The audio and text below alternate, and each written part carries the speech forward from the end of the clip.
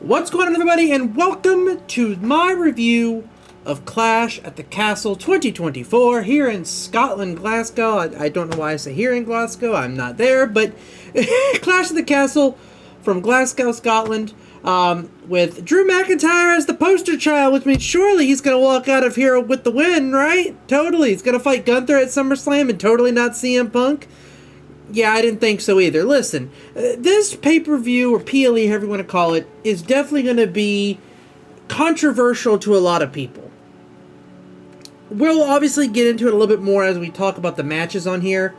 Whether you necessarily agree with everything that happened, or you think this is a slap in the face of the UK fans, listen, I really think we need to take a couple of notes here to start here.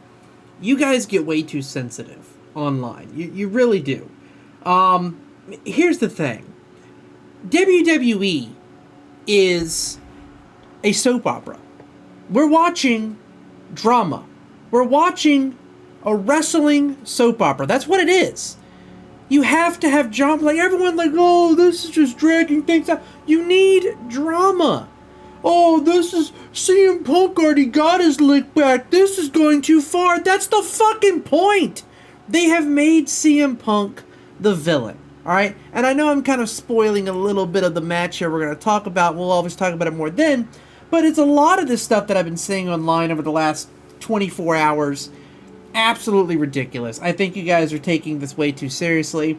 I understand people pay money for this. And I can understand the people of Glasgow being upset that you once again watched Drew McIntyre get screwed over in his home country. But the thing is, faces are supposed to go through this. This is not one of your big four pay-per-views. This is not going to be one of your crowning moments. You are building SummerSlam up to be WrestleMania light. That's why it's going to 2 nights in 2 years. You're building SummerSlam up to be WrestleMania light, so you need WrestleMania-esque matches booked for the fucking show. And I'm sorry, but I'd much rather see Drew versus CM Punk than Drew versus Gunther. And after this match, and we'll talk about it in a little bit, I honestly kind of want to see Damian Priest beat Gunther, but we'll talk about that in a second. The other thing I want to talk about with this show, which is why I feel like it's going to be super controversial, is the botches that you see all throughout the matches. People were having trouble going over the ropes. There's even a video that I saw on Twitter where a referee was showing AJ Styles in the beginning, hey, the rope is loose, so be careful. Now, if that is true, and that's what that ref was doing when he was pulling the rope and talking to AJ, as it's being reported, why that wasn't fixed before you started having people like Jade Cargill do leaps and stuff like that off of those top ropes, I've got no idea. But again, we'll talk about it a little bit more as we talk about the matches, but I really feel like a lot of what people are talking about can be dumbed down to something that should have been fixed after the first match. That's just my opinion on it. I think people are being a little bit harsh, but again, what else is new when the main thing I see from you guys is on Twitter? It's a it's a shithole app anyway. So, I don't know what I expect, but I think you guys are being a little bit too harsh on Jade and Damian Priest, because I feel like the ring ropes just weren't designed properly in this match. I also thought, even before that botch happened, that they went back to using the thin rod-like turnbuckles rather than the big ones you see for Raw and SmackDown. I don't understand that decision. You made it harder for them to stand on the top ropes for these moves. I saw Zoe slip, I saw Shayna slip, I saw Alba slip. Obviously, we all saw Jade slip. I just feel like there was something wrong with the ropes there. Again, that's not a defense of WWE. That's more of an incrimination of WWE, but it's a defense of the wrestlers that had these issues happen. But let's get right to the reason you're here, which is the reviews of Clash at the Castle. So a little bit something different today. I am very tiny here in the corner. Let me make myself bigger.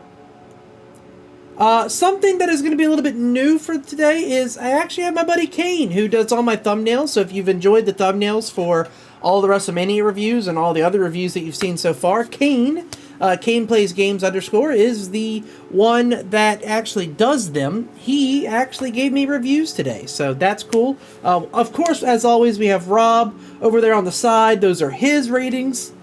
As you guys are probably familiar with by now, Rob does A through F ratings. I do number ratings, as does Kane, and that's the grade we go here for Rob, so you can kind of get the translations here. A's are 10 and 9, B's are 8 and 7, C's are 6 through 4. Rob, as you can see over there, typically does a C plus, C, or C minus, and then I'll do high B, B plus, so on and so forth. 3 and 2 is a D, 1 and 0 is an F. So let's get right to it with the opening match of the day, as you can see at the top there for Kane. Cody Rhodes versus AJ Styles in an I Quit match for the WWE Championship. Kane also gave me a little excerpt here. We'll read that in just a moment. First off, I want to give my opinions of this match. I love this match. I thought it was an interesting opener to have Cody Rhodes open versus closing it, but of course, we're in Glasgow, Scotland. You knew Drew McIntyre was going to close it, but I was shocked this match didn't go on second to last or something until the match actually happened, and then I realized why. You want that big slobber knocker match, that match that gets the crowd invested, and you put these two in an I Quit match, which is normally a match that I don't like. As we've talked about here in the I Quit matches that we've had at WrestleMania and had at these pay-per-views and PLEs, they're usually a match that is either ruined by the referee, or whoever's standing in as the referee, going a little bit overboard with the microphone in their mouths and stuff like that, or it's a match that just has a really shitty finish. Unfortunately, I feel like this match is the latter. I thought the referee did a great job of conveniently putting the microphone in their mouths. It worked with the drama, it worked with the characters, it worked with the story it was telling. I actually loved every single thing about this match except the finish, and I will get into that in just a moment. I want to talk about the match here. That spot when he threw the chair and he hit AJ, who's about to come off the phenomenal forearm, who fell through the ladder. Fantastic spot. I loved the brainbuster under the table. I love busting open both people. Blading was definitely involved. I love the Mama Rhodes part where Mama Rhodes slapping the shit out of AJ Styles 3 or 4 times. AJ grabbing a chair like he's gonna hit Mama Rhodes. That shit was great. I was so fucking hot for this match. The ending was a little bit odd for me, which I think is kind of a common opinion. I understand why AJ quit. I would have preferred him to get hit with the stairs once. Hit him with the stairs once, and then right before he comes at you again, then quit. At least show some sign of, okay, yeah, I can't get out of this. That shit hurt. I'm done. I quit.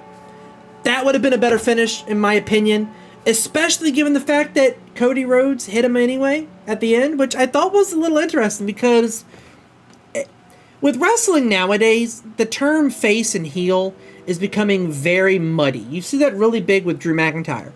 Is he a heel? Is he a tweener? I love tweeners. Cody Rhodes kind of had a tweener moment here. Kind of had a heel section there when he hit AJ Styles with those stairs anyway. You know, he already kind of leaned into the Homelander comments in the pre-show when he was talking to the crowd. Then he crowd surfed like Homelander does. Everyone makes the Homelander references. If Cody goes heel, he could be a generational heel, and I'm excited for it. At least the concept of it anyway. Maybe wait till after WrestleMania 41 to do it, because obviously we have your story with The Rock to conclude, but I can't wait to see where we go from here. I gave this match an 8 out of 10. I gave this match a 9 out of 10, I apologize. 9 out of 10 is what I gave it. Again, mostly because of the finish. I thought this match could have been a 10 out of 10 if that finish was a little bit better performed. But I honestly love the match. Like I said, every single thing from start to finish was perfect for this match. Cody Rhodes has had 3 excellent title defenses in these 3 PLEs. Do I think he could mix it up a little bit and add a title defense on SmackDown every now and then? Of course. And I wouldn't be surprised if you see that with Solo Sikoa here. But ultimately, I've loved this reign. I thought these matches have all been excellent. They've all performed well. They've all advanced feuds. They've all advanced characters. I love where AJ Styles is going at right now, and I can't wait to see where these two go from here.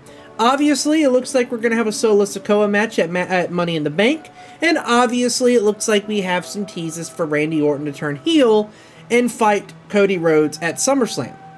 If that is the route they go, I would not be upset if Randy Orton gets one more title reign. I'm just going to be honest with you. Give it back to Cody at like Survivor Series or something like that. Let Randy have it for a little bit and then Cody take it back or something. I'm fine if they go that route just to give Randy Orton one more run. I'd also love to see heel Randy one more time. I think that would be great. I can't wait to see where they go from there. That sounds like a great SummerSlam thing, but of course, those were teases at the end of the match, not based on the match. So, 9 out of 10 for me. Kane, up top, said the solid match that managed to keep the crowd interested despite the stipulation being one that often drags. So, we share that sentiment there. Great table spot. The crowd loved the violence, even when Cody hit a defenseless AJ after the match ended, which they just sung Kingdom. Not that I blame them, it's a banger. Styles to TNA. I would not be surprised if Styles does not show up in TNA. I actually, now that it's very clear that WWE and TNA are having a partnership, would not be shocked to see him go fight Moose. I think that's their big guy over there. Also, as of recording this, I think last night they had the big announcement that he is actually going to be going to NOAH Noah to actually have a dream match with one of their top stars. That's a huge fucking deal, and I would love to actually watch that match if I can. Huge deal for AJ Styles to be in that match. Overall, Rob gave it an A, so we have a 9, and an 8. That is going to end up averaging out to a 9, so that is where Cody Rhodes and AJ Styles are going to go, kicking this thing off with a banger. Unfortunately, I think that's the only 9 we have. Next up, we have the WWE Women's Tag Team Championship triple threat between Alba Fire and Isla Dawn. We have Bianca Belair and Jade Cargill, who are the champions, coming in, and Shayna Baszler and Zoe Stark. Now, obviously, the only two things that anyone are going to talk about with this match, unfortunately, is the Jade Cargill botch that has been all over social media, which you knew it was the moment it happened. And of course, Scotland did at least get one winner, and Alba Fire and Isla Dawn, who I've been a huge fan of for years. I've loved them in NXT. I loved Alba Fire in NXT UK. Yes, I did watch them. They also are one of my favorite gimmicks. As you guys are very well aware, I am a huge fan of the Gothic lifestyle. So, so of course, I'm very interested in the gimmick itself. I think these two pull it off great. I love the witch gimmick. I love the fact that, I will say this, like months, maybe even a year ago, they teased that these two had cursed the women's tag team titles, and then they just kind of went away with that storyline for a bit. Now that they have them again, I'd love to see them come back to that, so they put the curse in the title, so it eventually come back to them or something like that. Make a spin on it. I'd love to see that. I think it'd be great. I think they can make it work. Overall, I thought this match was good until it wasn't. It seemed like there was minor botches. And again, this goes back to what I was talking about to begin with. The ropes. Zoe Stark couldn't stay up. These are normal sure-footed women. Shayna Baszler slipped when she was trying to do a top rope move that ended up having to do it off the middle rope. Alba Fire slipped when she was trying to do one of the hot tags. Her hand, she went to grab the rope and then leap over it, and her hand slips at the end. She almost fucking falls over. Again, these are spots that the camera wasn't focusing on, but if you go back and watch the match, you can see it. I don't know what the hell was up with the ropes, but there was far too many high-flying moves between these 6 women that the ropes were messing up. And I know everyone's going to talk about the Jade Cargill moment, but I thought she did excellent outside of that. I thought she was good. There was some timing issues, but again, this is a chaotic match. There's going to be timing issues. She's just not experienced enough with these women to make up for it like some of the other ones are. Also, I like Shayna Baszler and Zoe Stark. I don't love Shayna Baszler and Zoe Stark because they're not, in my opinion, and I know this might hurt some feelings, neither one of them are good enough to make up for mistakes. They can't do it. Bianca can do it. Alba Fire can do it. She showed it in this match. Isla Dawn, jury is still out. I haven't seen Isla Dawn have to deal with issues in the middle of a match much often because they're not often on TV, which I'm hoping now that they're the champions, that ends up getting them featured more often. But you saw it a lot. Kairi Sane can make up for issues. Io Sky can make up for issues. Zoe and Shayna cannot. Jade Cargill cannot. At least for the 3 of them, not yet. I gave this match a 6 out of 10. Rob gave this match a 5. He was much harsher on this than we were. Kane gave it a 6, saying, Glad to see Alba Fire get some time in the spotlight finally, and doubly glad to see the Scottish lasses get the big W, especially after the tragic loss of Fire's mother. By the way, rest in peace to Mrs. Fire. I believe she was struck by a vehicle, I think I saw. Horrible, horrible, horrible way to go. I'm really glad. And Triple H was very clear to say that was not why they won the title. He was very clear to say that. That was not why they gave him the title win. Apparently it was the plan for quite a while for them to get the title win as soon as, I guess, Clash at the Castle was a thing. So it was an unfortunate timing thing, but it was. I thought it was great. They had the flowers for and everything that they carried around the ring when they won. I thought it was a great touch for Miss Fire's memory. Well, I say Miss Fire. It's obviously not her actual last name, but you all know what I mean. Well, Cargill isn't the best wrestler. She's absolutely money presentation-wise, just a star. Happy to see an actual triple threat tag match instead of the stupid version they used to do. Pretty solid match, though. I was admittedly distracted a little by the football. Okay, there was a football game going on. So Kane was splitting between both. This is a fun, if not slightly sloppy, and lacking in story with a great winner. 6 out of 10 as well for him. Obviously, with 2 6s in the 5, it is going to end up getting it's going to end up being that 5.66 range, which is going to get bumped up to a 6. So triple threat 6. Unfortunate. I don't think we've had a 6 much since WrestleMania 40, so it's unfortunate we finally get one here, but they can't all be bangers, I guess, right? Next up, we have Perk Gable, as Kane calls him, or Chad Gable, versus Sami Zayn in the Intercontinental title match. And listen, Sami Zayn can do no wrong for me. I have said this multiple times. I know I'm biased as hell. Sami Zayn can do no wrong. If you put Sami Zayn in a match, it's going to be good. Doesn't matter how short it is, doesn't matter who it's against, it will be at minimum a 3-star match. Guaranteed. It has to be a squash match, or the match just has to get like interference at the very beginning for it to be less than that. I love Sami Zayn. He's one of my favorites. He's one of my GOATs. Love him. This match was no exception. I think I might have preferred their last match over this one just a little bit. I think I gave that match a 9, and I gave this match an 8. But still, a phenomenal fucking match. A 4-star match is great, right? An 8 out of 10 can be translated to a 4-star match. 4-star matches are fucking great. Every single wrestler should be aiming for 4-star matches. So by saying it's an 8 out of 10 is in no way, shape, or form taking anything away from Chad Gable. This was a fantastic fucking match. Fantastic match between the two of them. I love the Chad Gable storyline right now. Do not be shocked to see if he doesn't kick Otis's ass tomorrow night on Monday Night Raw. Or tonight, technically, when this goes up. But I loved it. I love the finish. I love the match. Again, this is one of those things where I feel like the internet is just being a little bit narrow-minded. We're here for storylines, guys. We watch WWE for storylines. You don't have to win every single match. I get it. Chad Gable has now lost 5 straight Intercontinental Championship matches. Who gives a shit? The storylines are great, and it's not like he's losing straight up clean. He lost off a distraction. Otis grabs Maxine, walks her up. He walks away from his coach, and his coach is distracted by that. That doesn't hurt Chad Gable. I don't understand what happened to the intelligence level of the IWC. Maybe it never existed. I've got no idea, but you guys are dumb, all right? The finish is fine. I know that everyone cannot wait to watch Chad Gable win the Intercontinental title with one hand visible and one hand under the table. I know. I get it. I get it. You guys will have your session soon. But this storyline is too good to pull the trigger on it right now. Not when you have Money in the Bank in Canada. That's going to be Sami Zayn's home turf. What better way to build heat on Chad Gable than to have him and the Creeds beat Otis and Sami Zayn for that title at Money in the Bank? Come on. It's written on the wall.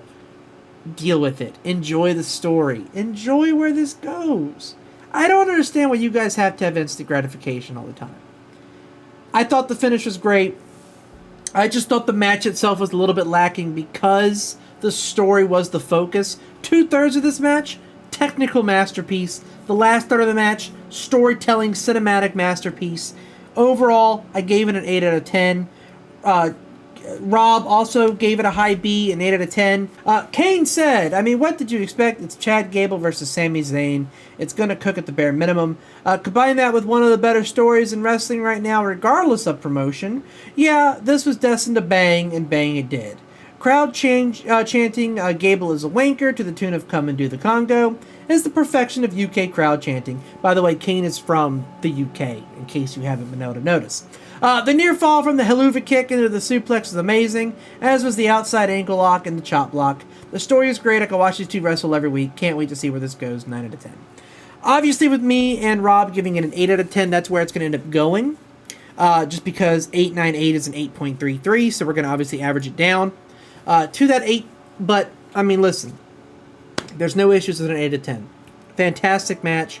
And give me 5 more of these matches. I don't care. They're all great. Next up, we have Bayley versus Piper Niven for the Women's Championship over on SmackDown. Obviously, between Bayley and Piper Niven, with Chelsea Green on ringside, at least for a moment. She was then chased by the referee after Bayley stepped on her hand. She then came back in a fucking Rey Mysterio lucha mask, as Kane put it, El Hira de Verde. Listen, this match was good.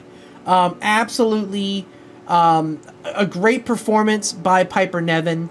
I do believe that it was hurt a little bit by its placement on the card, but not enough to where I thought the match was detrimental by any means. I thought that these two put on a great match. Bayley has been a hell of a performer as the champion. I am starting to feel like I prefer heel Bayley over face Bayley, but I mean, I also enjoyed cheering for Bayley too. So the thing with Bayley is, the issue with Bayley is I like seeing Bayley win. And she only wins when she's the face. When she's heel, she loses every match. But for some reason, that's just how Triple H books women. I don't know why. The faces almost always win when it comes to women's matches. Haven't figured that out yet. But I do prefer Bayley's character work as a heel a little bit more than a face, but I'm still enjoying this run as it is. I thought she's definitely done what Becky Lynch was doing, which is putting over different women. Bayley, obviously, she didn't necessarily put over Piper Niven, but she gave Piper Niven a chance to shine, and shine she did. I thought she was great. Chelsea Green is the epitome of earning your minutes. I've said that before. I've said it again. And she did it here. I thought she was great as the secondary piece to Piper Niven. Again, the fucking lucha mask. I legit thought that it was going to cause Bayley to lose. Legit. Thought it was going to get a swerve. Bayley ends up winning in the end. A little bit of a predictable finish, but again, a great match overall. I gave this match a 7 out of 10.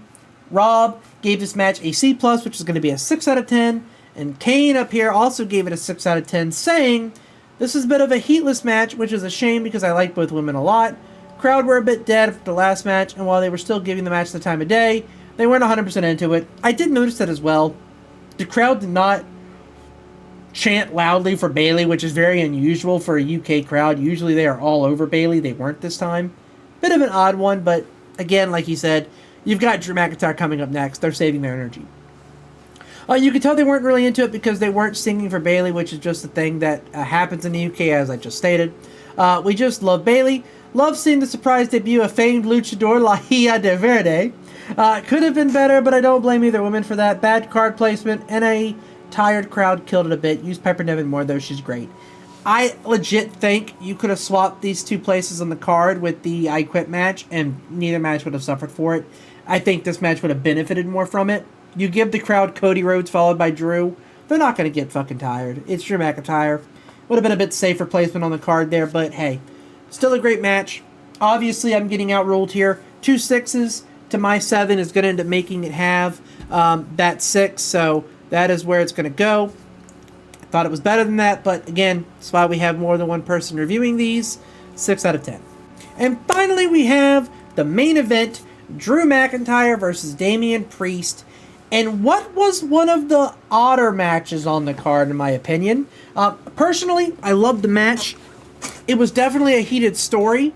I thought the build-up to this match was really good. I thought the performances in the match were really good. But it had another major top rope botch. Again, it's one everyone's seen.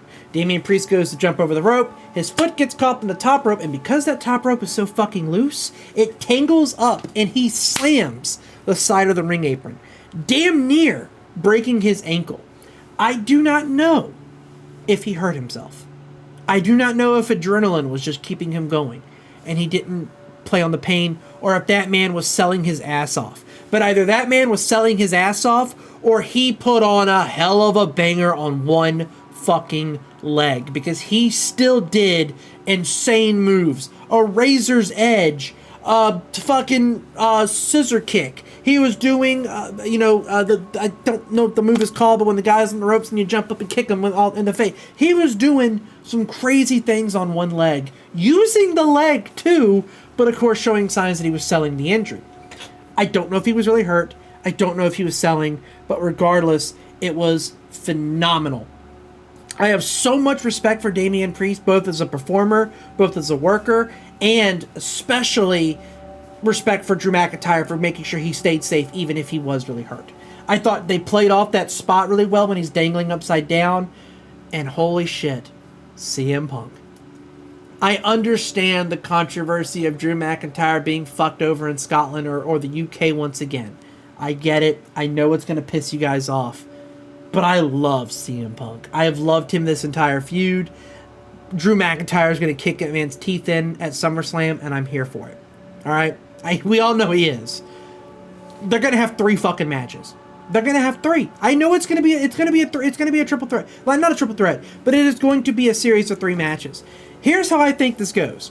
CM Punk, Drew McIntyre, SummerSlam. Drew McIntyre is going to win. I don't know when the next one's going to happen. Maybe it's Survivor Series. CM Punk's going to get his win back. WrestleMania 41, Seth Rollins, CM Punk, Drew McIntyre, World Heavyweight Championship. Drew McIntyre wins it there. That's my booking. Make it happen. I think that triple threat match is a WrestleMania match, and it's going to burn the house down. That's a WrestleMania main event.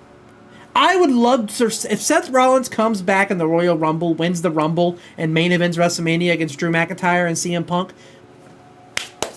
book match of the year. That's a match of the year contender, and I can't wait for it. I love the bump, the referee, him coming out in the referee suit, counting the 2, the angle that he slides in. It was great, man. I loved it. I know some people didn't. I know there's some opinions on it. I thought the spot was great. Overall, I gave his match an 8 out of 10. I thought it was great. Honestly, it's a 9 out of 10 if I knew if he was really hurt or not. If I knew if he was selling it or if he was really playing out the injury, because the botch was bad. Hard to give a match that involved that botch an A. So that's where I'm coming with the 8 out of 10. But if that man was selling that injury the entire time, I'd almost feel bad about not giving it a 9 at the very least. Rob agrees with me, gave his match a B as well, so it's going to end up putting it, he gave it a B, so I actually might get overruled here. I gave it an 8. Kane gave it a 7, saying the atmosphere for Drew McIntyre's entrance was amazing, less so for Priest, but that's expected. Crowd was heated for this match, and rightfully so. Big men slapping meat, lots of strength spots. That is also true. But you have 2 big guys doing it, so again, makes sense. The rope tangling on Priest was scary. Glad he's seemingly okay, and the 2 played off it wonderfully. Lots of stiff strikes, which I'll always enjoy. The barricade Claymore spot was awesome. The near fall was also excellent. Gutted that Drew has just lost another moment, but man, they got to give us a UK Mania, right? I'd love to see a WrestleMania in UK. I won't be able to make that trip, but I would love it for the people in the UK. How many moments is Drew going to be taken from him? Fun fact, the CM and CM Punk stands for Crooked Match Official. He gave it a 7. I gave it an 8, but again, Rob gave it a B. Not a high B, so it's going to be a 7 out of 10. That's where that match is going to run. So obviously, this pay-per-view, or PLE, whatever you want to call it, clearly not as good as some of the other ones have been in the Triple H era. I'm currently running the numbers here. It's going to end up coming up to a 7.2. So not terrible by any means. That 9 is still there. The 8s is still good. The 7s is still there. But 2 6s, it's almost uncharacteristic of a Triple H PLE. Again, if your worst match is that women's triple threat match out of the last 4 PLEs, that's still a pretty damn good bar. Honestly. So, those are my ratings, guys. 7.2 is the average. Kane's ratings are up there. Rob's are over there. I'd love to hear your opinions of this entire PLE down below. Do you agree with our rankings? Which ones are too high? Which ones are too low? What do you think about the rope spots? Do you think it was a bunch of people rushing and not performing well? Do you think the ropes had anything to do with it? Is there some, blame to be put on WWE for not fixing the ropes if it was the ropes? When it was pointed out to AJ Styles they were loose. What do you guys feel about that? I'd love to hear comments down below. Until next time, you have a fantastic day, and I'll see you at the next PLE review, which will be Money in the Bank. See you then.